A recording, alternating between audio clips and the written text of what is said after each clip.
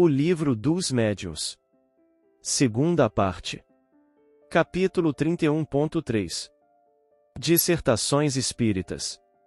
Sobre as Sociedades Espíritas. Nota: e entre as comunicações seguintes, algumas foram dadas na Sociedade Parisiense de Estudos Espíritas ou endereçadas a ela.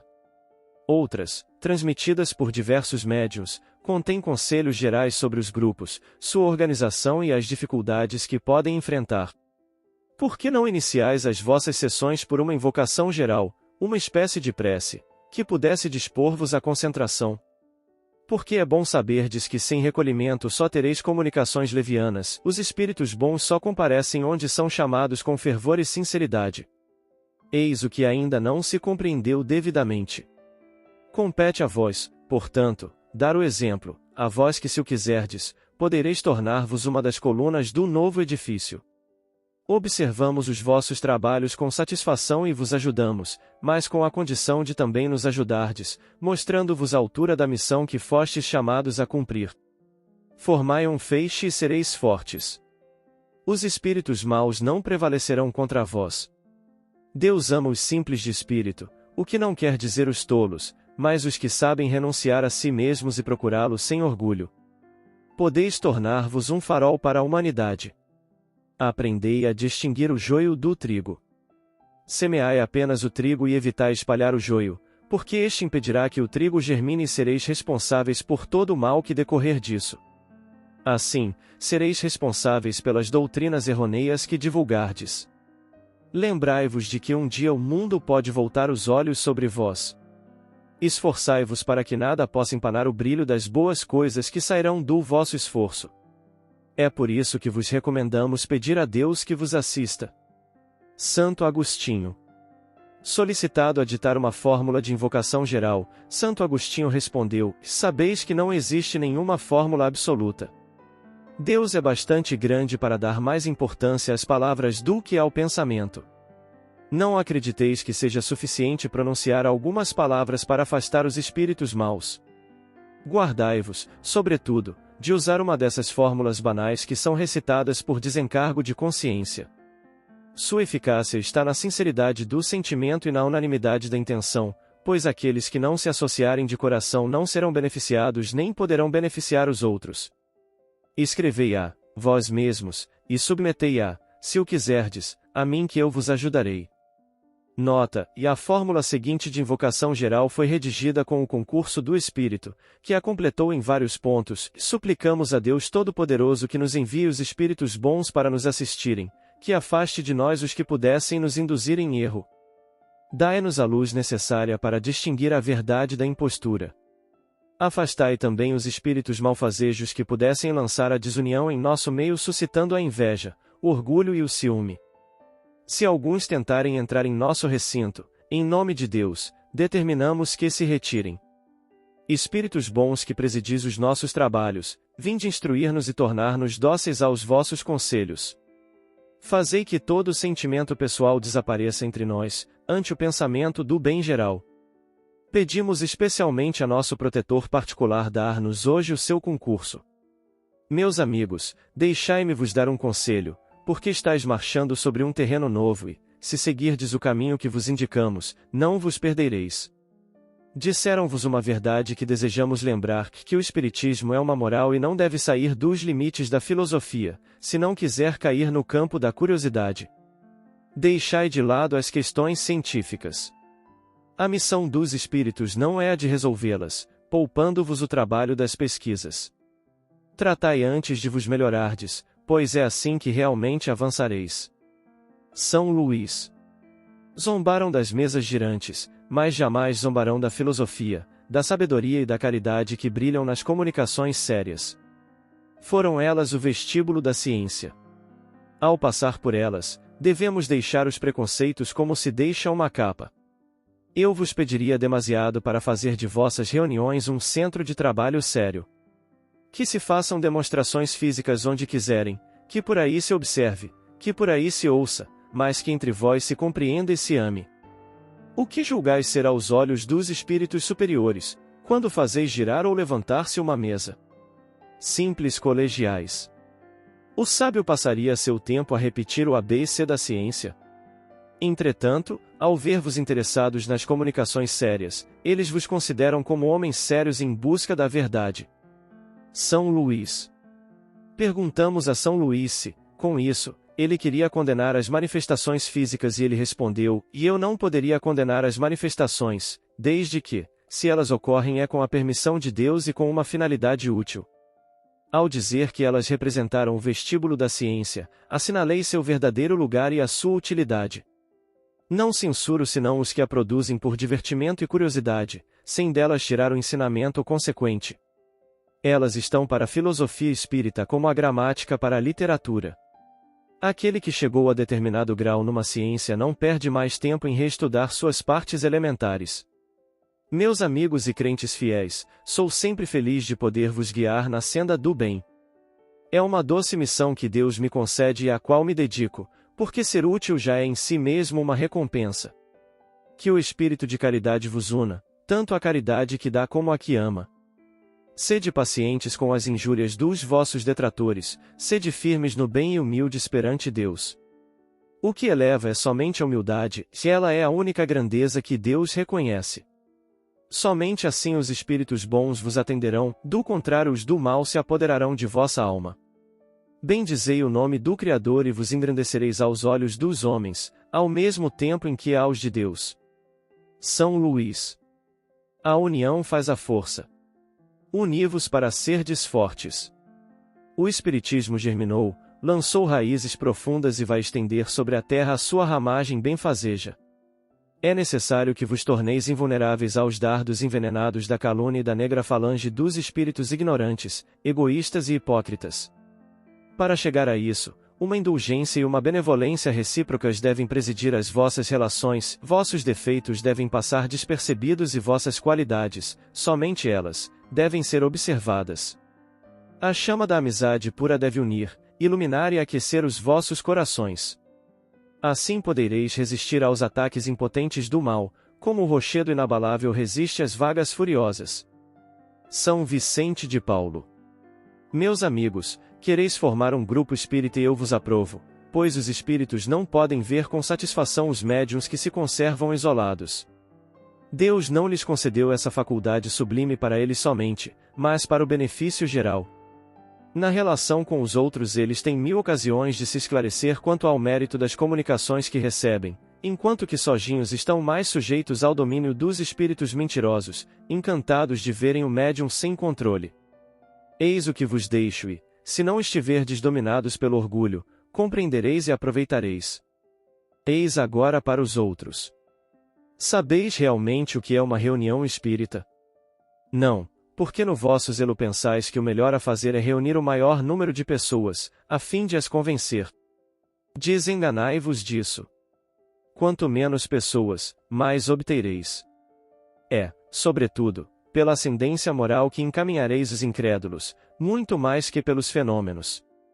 Se apenas os atrairdes por meio de fenômenos, irão vê-los por curiosidade e encontrareis curiosos que não acreditarão e rirão dos vossos esforços. Se entre vós só existem pessoas dignas, talvez não creiam imediatamente, mas vos respeitarão e o respeito inspira sempre confiança. Estais convencidos de que o Espiritismo deve produzir uma reforma moral. Que o vosso grupo seja o primeiro a dar o exemplo das virtudes cristãs, porque neste tempo de egoísmo é nas sociedades espíritas que a verdadeira caridade deve encontrar refúgio. Assim deve ser, meus amigos, um grupo de verdadeiros espíritas. De outra vez vos darei outros conselhos. Fénelon. Perguntaste se a multiplicidade dos grupos numa mesma localidade não poderia provocar rivalidades prejudiciais para a doutrina. A isso responderei que se estiverem imbuídos dos verdadeiros princípios dessa doutrina, verão irmãos em todos os espíritas e não rivais. Os que vissem outras reuniões com ciúmes provariam estar com segundas intenções, por interesse ou amor próprio, não sendo guiados pelo amor da verdade. Garanto-vos que se pessoas assim estivessem entre vós provocariam logo a perturbação e a desunião. O verdadeiro espiritismo tem por divisa benevolência e caridade. Dele se excluiu toda rivalidade que não seja do bem que se pode fazer. Todos os grupos que inscreverem essa divisa em sua bandeira poderão dar-se as mãos como bons vizinhos, que não são menos amigos por não morarem na mesma casa. Os que pretendessem ter por guia os melhores espíritos deveriam prová-lo mostrando melhores sentimentos.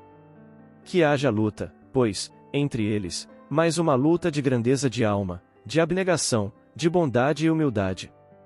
Aquele que atirasse uma pedra no outro provaria estar influenciado por espíritos maus. A natureza dos sentimentos que dois homens manifestem um pelo outro é a pedra de toque pela qual podemos conhecer a natureza dos espíritos que os assistem. Fenelon. O silêncio e a concentração são as condições essenciais para todas as comunicações sérias.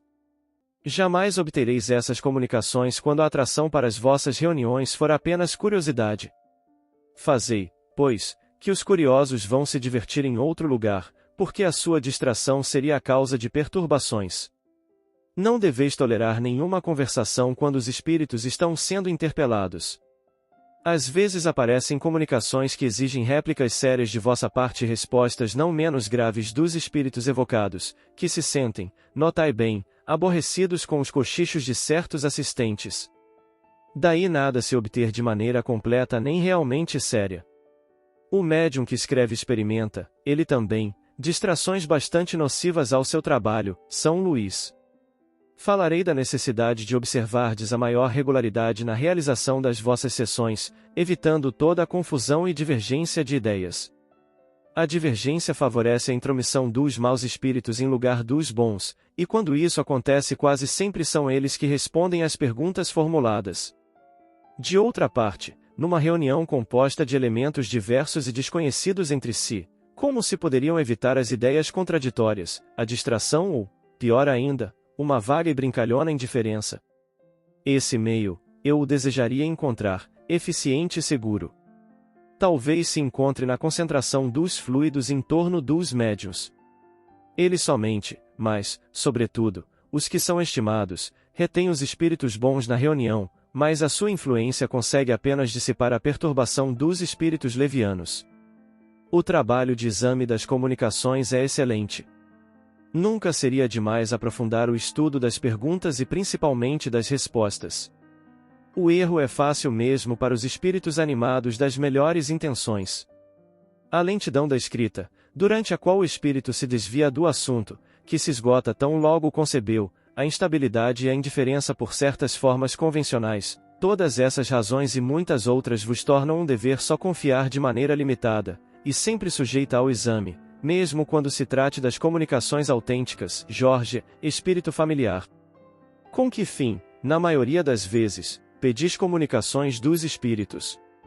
Para obter belos trechos que mostrais aos vossos conhecidos como amostra do nosso talento e conservais preciosamente nos álbuns, sem lhes dar acolhida no vosso coração? Pensais que ficamos lisonjeados de comparecer às reuniões como a um concurso, disputando eloquência para que possais dizer que a sessão foi muito interessante? O que acontece quando recebeis uma comunicação admirável? Julgais que buscamos os vossos aplausos? Pois estáis enganados, já não gostamos mais de vos distrair de uma maneira ou de outra. De vossa parte é ainda a curiosidade que vos impele e procurais dissimulá-la em vão. A nossa finalidade é vos tornar melhores. Quando verificamos que as nossas palavras não produzem efeito e que tudo se reduz, de vossa parte, a uma aprovação estéril, vamos procurar outras almas que sejam mais dóceis. Deixamos então que venham substituir-nos os espíritos que só gostam de falar e que nunca faltam. Admirai-vos de deixarmos que tomem o nosso nome. Que vos importa isso, desde que para nós tanto faz como tanto fez?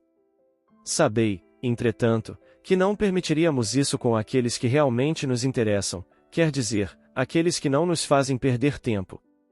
Esses são os nossos preferidos e os preservamos da mentira. Não vos queixeis senão de vós mesmos se sois frequentemente enganados. Para nós o homem sério não é aquele que evita o riso, mas aquele cujo coração é tocado pelas nossas palavras, que as medita e as põe em prática. Ver item no 268, perguntas 19 e 20. Macilon. O espiritismo deveria ser em si mesmo uma defesa contra o espírito de discórdia e dissensão. Mas esse espírito vem desde todos os tempos brandindo a sua tocha contra as criaturas, porque tem inveja da felicidade dos que buscam a paz e a união. Espíritas.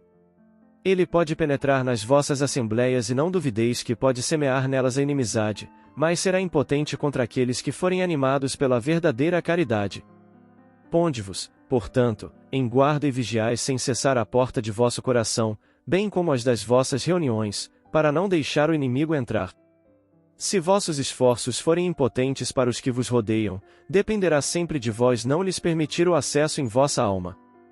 Se as dissensões agitam o vosso meio, só podem ser provocadas por espíritos maus, pois os que se elevaram ao mais alto grau do sentimento do dever e a compreensão do verdadeiro espiritismo sabem portar-se com urbanidade, mostrando-se mais pacientes, mais dignos e mais compreensivos. Os espíritos bons podem às vezes permitir essas lutas para que os bons e os maus sentimentos tenham ocasião de se revelar, a fim de separarem o trigo do joio. Eles ficarão sempre ao lado dos que tiverem mais humildade e verdadeira caridade. São Vicente de Paulo. Repeli impiedosamente todos esses espíritos que se querem fazer conselheiros exclusivos, pregando a divisão e o isolamento. São quase sempre espíritos vaidosos e medíocres, que procuram impor-se aos homens fracos e crédulos, prodigalizando-lhes louvores exagerados, a fim de fasciná-los e mantê-los sob o seu domínio. São geralmente espíritos famintos de poder. Tiranos políticos ou particulares, quando vivos, querem ainda tiranizar outras vítimas depois da morte. Desconfiai em geral das comunicações que revelam um caráter místico e estranho ou que prescrevem cerimônias e práticas bizarras. Há sempre, nesses casos, motivos de suspeita. De outro lado, lembrai-vos de que quando uma verdade deve ser revelada à humanidade ela é comunicada, por assim dizer instantaneamente, a todos os grupos sérios, que possuem médiuns sérios e não a este ou aquele em particular, com exclusão dos demais. Ninguém pode ser médium perfeito se estiver obsedado e a obsessão é evidente quando um médium só recebe comunicações de determinado espírito, por mais alto que este procure se colocar a si mesmo.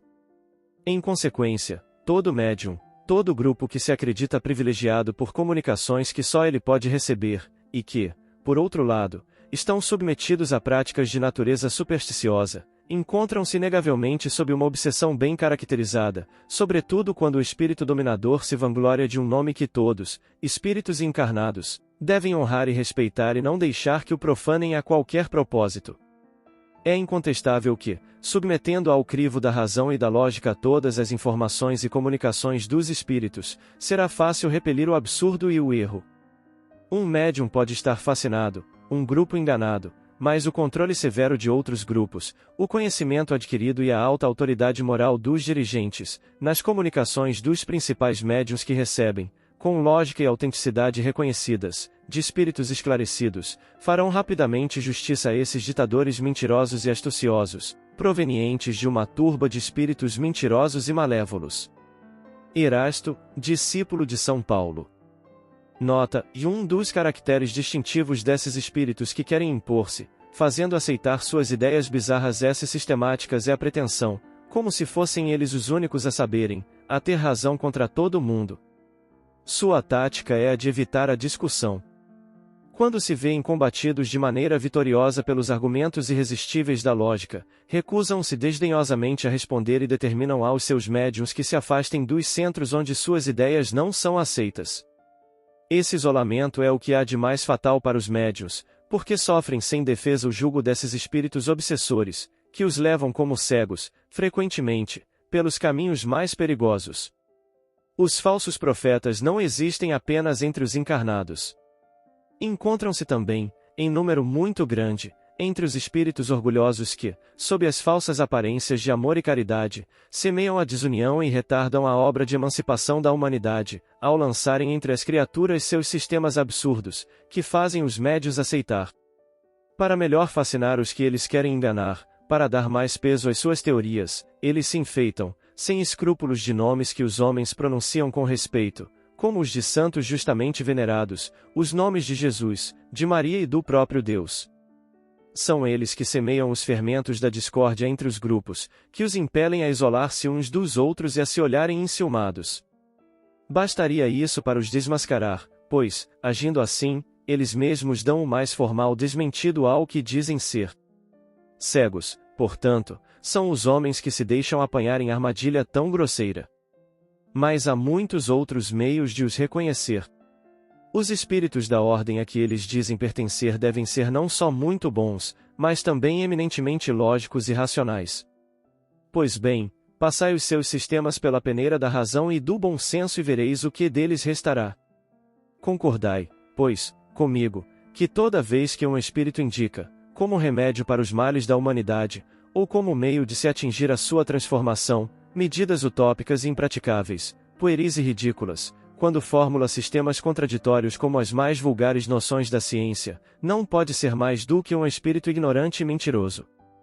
Por outro lado, lembrai-vos de que, se a verdade nem sempre é apreciada pelos indivíduos, sempre o é pelo bom senso das massas e esse é também um critério.